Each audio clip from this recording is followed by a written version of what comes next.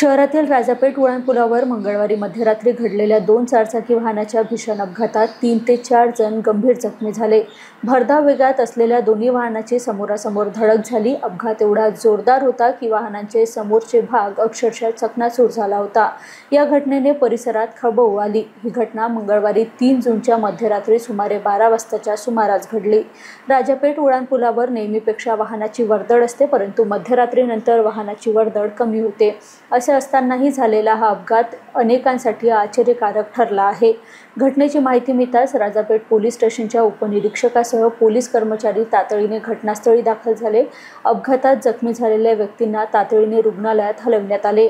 अद्याप जखमीच्या नावांची व स्थितीची अधिकृत माहिती मिळालेली नाही. अपघातग्रस्त वाहने रस्त्यावर आडवी झाल्यामुळे वाहतूक काही वेळ अडथळली होती.